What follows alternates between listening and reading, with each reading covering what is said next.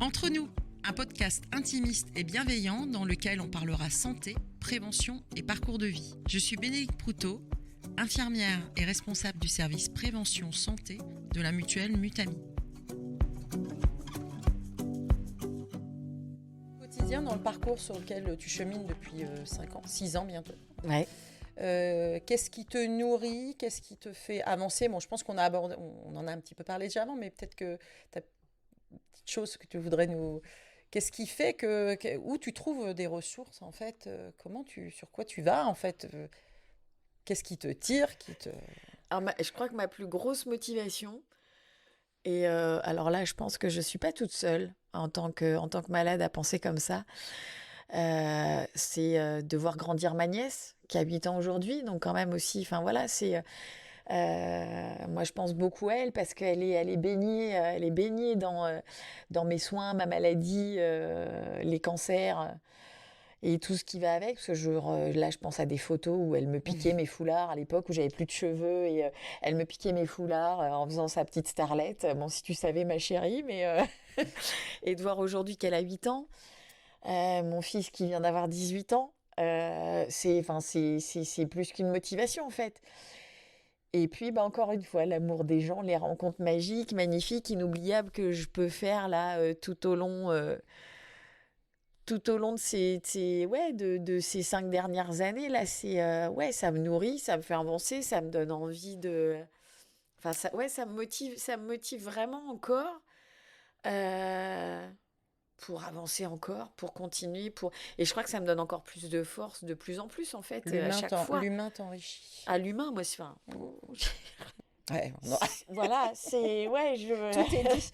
c'est ça, c'est ça, c'est et puis encore une fois, si je peux partager mon expérience pour donner un peu de force, de courage aux gens qui sont comme moi, qui sont malades ou même Rencontrer pour tout Natacha. autre. Voilà, je sais pas, je cherche une reconversion aussi peut-être des fois, j'en sais rien, ça fuse dans tous les sens en fait. Tu as participé à la campagne photo Octobre Rose que l'on a faite en partenariat avec le Séchard de basket féminin, donc une campagne de prévention du cancer du sein. Au-delà des messages de prévention, en fait, que cette campagne a permis de transmettre via l'image des joueuses de la tienne, elle représente quoi, en fait, cette campagne? Alors moi, par rapport à ça, parce que je crois que j'ai pas eu l'occasion de le dire, mais c'est vrai que je voulais vraiment remercier les filles, toute l'équipe, MJ aussi, et Benoît, parce que Benoît, voilà, il représente là dans la campagne le 1% des hommes qui sont touchés par le cancer du sein, et je crois que je les remercierai pareil jamais assez de l'implication qu'elles ont eue dans cette campagne. Et puis c'est bien passé. En fait, il y a eu un... Bah ça aussi. En 5 minutes au moment de... Vous avez fait votre rencontre, en fait, devant la photographe. Ouais, c'est donc, ça. Donc, en fait, en 5 minutes, ça a pris tout de suite. Alors oui, je pense que... Sèche tes larmes pendant ce temps-là. Oui, pendant ces 5 minutes, en fait, je pense que ça a pris et qu'il y a il y a quelque chose tout de suite, en fait. Tu as expliqué très rapidement ton parcours. Ouais. Elles se sont senties impliquées dans ouais. cette campagne, comme il n'a jamais été. Enfin voilà, je pense que après on n'a pas leur histoire perso, hein, certainement avec aussi des histoires aussi personnelles que l'on ne connaît pas les unes des autres. Certaines se sont confiées. Moi. Voilà, j'ai pu avoir cette chance-là. Qui font qu'on se sent. Enfin là, on est un peu plus sensibilisé, mais c'est vrai qu'il y a un vrai truc. Ah oui, c'est. Je revois le visage de certaines joueuses quand effectivement j'ai expliqué mon parcours. Et dans ma tête, rapidement, je me suis dit, ça va prendre en fait, parce que forcément, ça va ressortir sur les photos. Forcément, c'est... Elles vont sensibiliser. Et puis alors moi, par contre, c'est peut-être mon côté féministe qui ressort, mais une équipe de sport féminine, enfin, je veux dire, on les met pas assez haut sur le devant de la scène. Ah, voilà. Mais aussi jeunes et des sportives, forcément, ça a un impact, là, pour le coup, sur les jeunes générations. Et alors moi, c'est un peu mon dada et de plus en plus, c'est la prévention, la prévention, la prévention.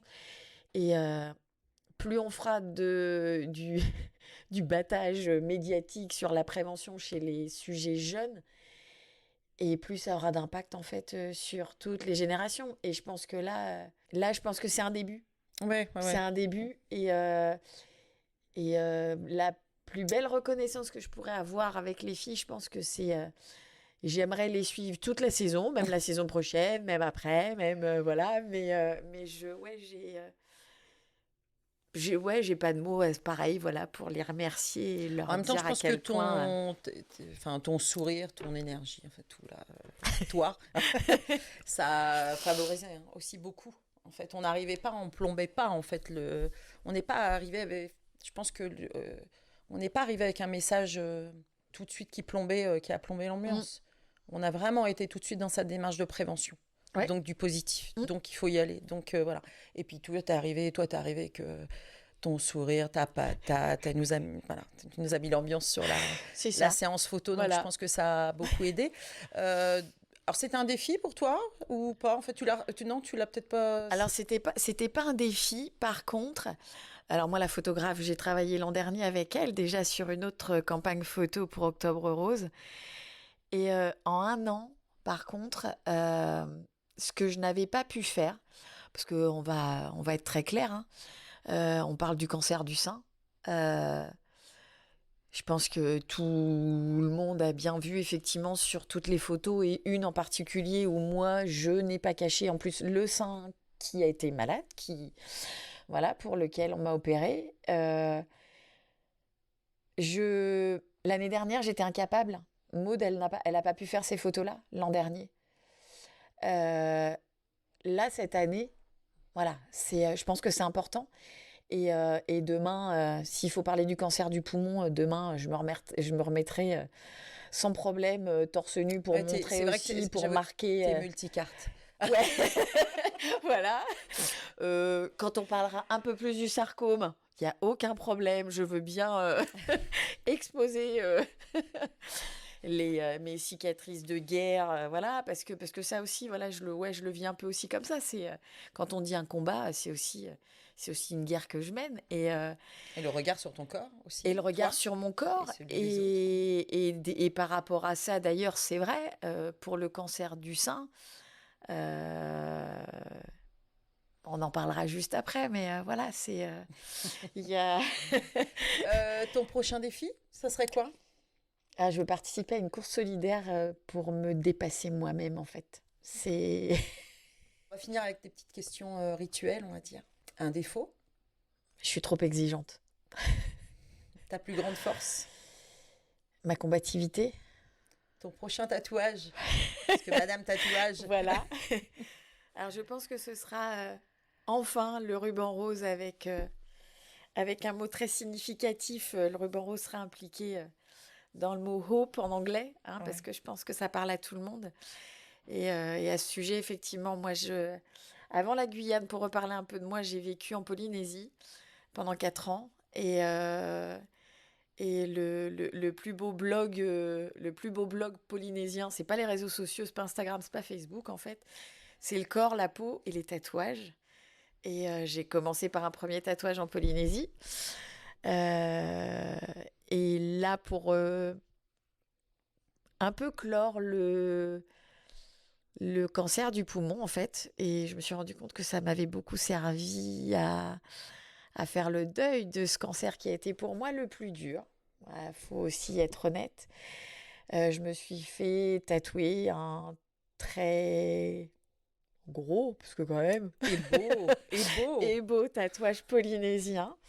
Je remercie d'ailleurs vraiment cette tatoueuse magnifique, Axel, qui a fait un boulot magique et magnifique. Et je ne cesse d'admirer le travail qu'elle a fait, avec, encore une fois, plein de significations, parce que dans le langage polynésien, et en particulier marquisien, chaque symbole a une signification. Et... alors, je ne le citerai pas parce que je pense que sinon je ne pourrais plus parler, mais j'ai mon amie marquisienne qui m'a donné toutes les explications de mon tatouage, et j'avoue je me suis pas du tout trompée en fait sur l'image que je voulais en donner et la signification et la symbolique qu'il a. Donc voilà. Et les prochains, donc il y aura le petit ruban rose, mais la cicatrice du sarcome va être aussi embellie parce que je ne veux pas les cacher, parce que ça aussi, ça fait partie de moi. Donc les cicatrices ne sont pas cachées. Ouais. Une qualité ? Résiliente.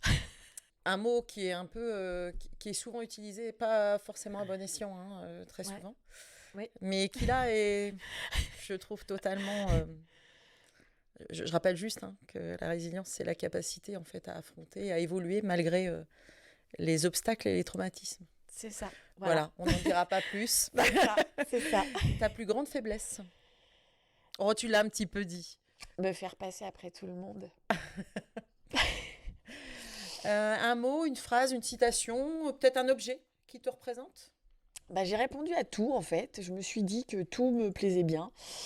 Un mot pour moi, c'est... Tu as répondu à tout ? Ouais. T'as été... Un mot pour moi, c'est force. Une phrase, il y a une vie pendant la maladie.